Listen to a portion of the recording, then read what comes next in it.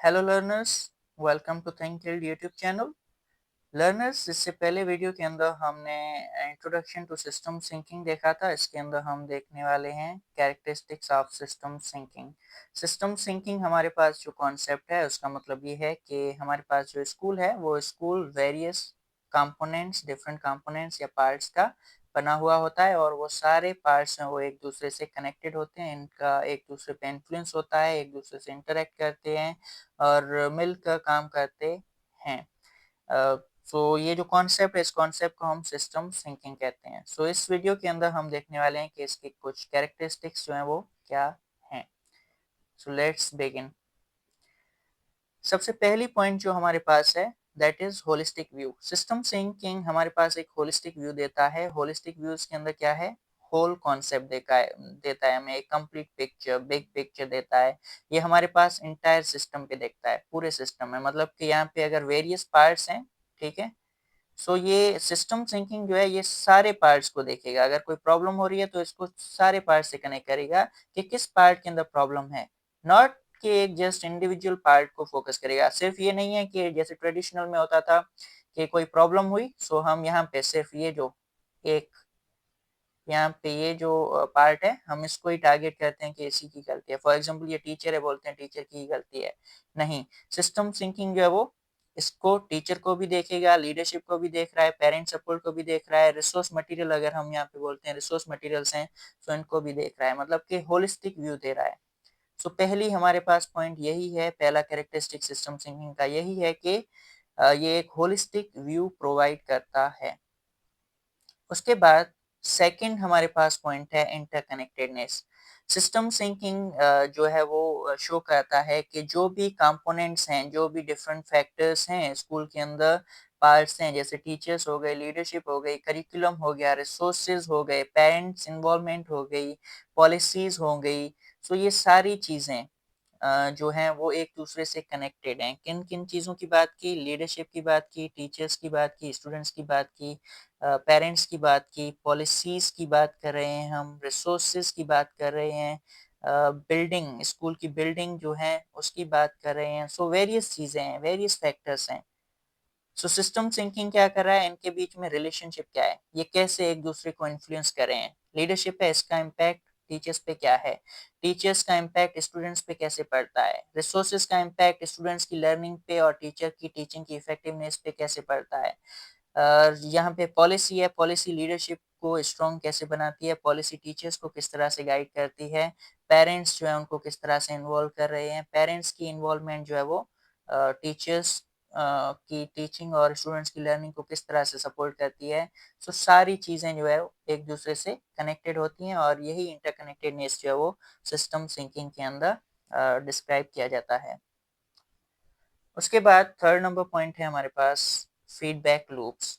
इसके अंदर हम फीडबैक को इन्वॉल्व करते हैं। फीडबैक लूप्स क्या हैं, ये हम इंट्रोडक्शन के अंदर देख चुके हैं पहले वीडियो में। फीडबैक लूप्स ये है कि हमारे पास जो भी हम एक्टिविटीज करते हैं, जो भी प्रैक्टिसेस करते हैं, उसमें जो हमें आउटकम्स मिलते हैं, रिजल्ट्स मिलते हैं, उन रिजल्ट्स को, उन आउटपुट्स को जो है वो हम एज एन इनपुट यूज करते हैं हमारे सिस्टम को इम्प्रूव करने के लिए या हमारी जो मिस्टेक्स हुई हैं उनको करेक्ट करने के लिए। सो फीडबैक लूप जो है वो भी सिस्टम सिंकिंग का पार्ट है। इसके अंदर हम क्या कर रहे हैं, अंडरस्टैंड कर रहे हैं, किस चीज को अंडरस्टैंड कर रहे हैं, हाउ एक्शंस इन्फ्लुएंस आउटकम्स। हमारे पास जो भी एक्शन कर रहे हैं वो आउटकम, किस तरह के आउटकम्स हमें जो है वो दे सकते हैं, and how outcomes influence future actions. और बाद में जो आउटकम्स हैं वो आउटकम्स हमारे पास जो फ्यूचर एक्शंस हैं उनको डिटरमिन करने के लिए, मतलब कि उनको इम्पैक्टफुल, इफेक्टिव बनाने के लिए किस तरह से हम यूज कर सकते हैं, ये चीज हमें सिस्टम सिंकिंग बताता है। सिस्टम सिंकिंग फीडबैक को सपोर्ट करता है, उसमें हमें जो डेटा मिल रही है उसको यूज करके हम फ्यूचर जो प्लानिंग है हमारी उसको इम्प्रूव कर सकते हैं। सो ये फीडबैक लूप जो है ये भी हमारे पास सिस्टम सिंकिंग का पार्ट है। उसके बाद पॉइंट नंबर 4 है एडाप्टेबिलिटी। सिस्टम सिंकिंग के अंदर एडाप्टेबिलिटी या फ्लेक्सिबिलिटी की अगर हम बात करते हैं, सो फ्लेक्सिबिलिटी जो है उस पे वर्क किया जाता है। फ्लेक्सिबिलिटी अवेलेबल होती है अगर हमें कुछ चेंजेस करने हैं, प्रॉब्लम सॉल्विंग के हवाले से देखना है, कोई मतलब कि थोड़ी बहुत चेंजेस करके सिस्टम को मैनेज करना है, सो ये चीज़ हम कर सकते हैं। अकॉर्डिंग टू सिचुएशन चीज़ों को एडाप्ट करना काफ़ी आसान हो जाता है सिस्टम सिंकिंग के हिसाब से। उसके बाद नेक्स्ट पॉइंट है मल्टीपल पर्सपेक्टिव्स। मल्टीपल पर्सपेक्टिव में क्या है, हम चीज़ों को डिफरेंट पर्सपेक्टिव से देखते हैं, डिफरेंट नज़रिए से देखते हैं, डिफरेंट चीज़ों से कनेक्ट करके देखते हैं। इन्वॉल्व स्टेक होल्डर्स, इसमें हम सारे स्टेक होल्डर्स को देखते हैं। स्टूडेंट्स को भी ऑब्जर्व करें, स्टूडेंट अपना काम किस तरह से करें, उनकी रिस्पॉन्सिबिलिटी, राइट्स, उनकी जो रिक्वायरमेंट्स हैं वो पूरी हो रही हैं। टीचर्स के हवाले से भी सेम करते हैं।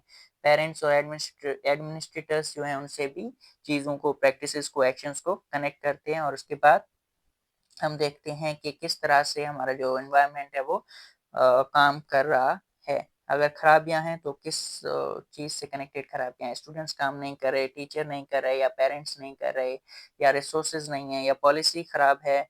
सो ये मुख्तलिफ चीज़ें जो है वो हम देखते हैं। सो मल्टीपल पर्सपेक्टिव्स को सपोर्ट करता है हमारे पास सिस्टम थिंकिंग। देन आता है हमारे पास डायनामिक नेचर। डायनामिक नेचर के अंदर यही पॉइंट है कि accept that system evolve and change over time. कोई भी सिस्टम थिंकिंग जो है वो सिस्टम थिंकिंग हमारे पास ये चीज़ प्रमोट कर रहा है कि हर एक सिस्टम जो है वो इवॉल्व होता है, डेवलप होता है बाय द पासिंग टाइम, और चेंज होता है जैसे जैसे वक्त गुजर रहा है। वक्त के हिसाब से वक्त की रिसेंट जो हमारे पास नीड्स होती हैं उनके हिसाब से सिस्टम को चेंज करना आसान होता है। एक फिक्स सिस्टम नहीं है, रिजिड सिस्टम नहीं है, इसको हम चेंज कर सकते हैं according to time, according to requirements. So dynamic nature भी सिस्टम थिंकिंग का पार्ट है। उसके बाद लास्ट है पॉइंट हमारे पास cause and effect chains. Cause and effect chains के अंदर क्या है, sees beyond immediate effects to long term consequences. हम यहाँ पे सिस्टम थिंकिंग के अंदर long term policies, long term fixes, long term solutions को फोकस में रखते हैं। कौन सी चीज़ें, कौन से एक्शंस जो हैं वो आउटकम्स जो हैं वो ले आ रही है, नेगेटिव हैं या पॉजिटिव हैं, उस हिसाब से हम वो चीज़ें फ्यूचर के हिसाब से डिसाइड करते हैं कि हमें फ्यूचर में लॉन्ग टर्म के हिसाब से हमारे सिस्टम को बेटर क्या क्या चीज़ें बना सकती हैं। सो ये भी एक चीज़ है कि सिस्टम थिंकिंग हमारे पास लॉन्ग टर्म प्लानिंग को, लॉन्ग टर्म सॉल्यूशंस और फिक्सेस को सपोर्ट करता है। सो ये था हमारा आज का video about characteristics of system thinking. इस वीडियो के लिए यही पॉइंट्स थी। होपफुली कॉन्सेप्ट क्लियर हो चुका होगा। फिर भी आपकी कोई क्यूरीज हैं तो आप कमेंट सेक्शन के अंदर पूछ सकते हैं। I will try to answer you there. Thank you for watching the video, thank you for support. Share this video with your friends and prospective teachers, and also subscribe to our channel. Thank you.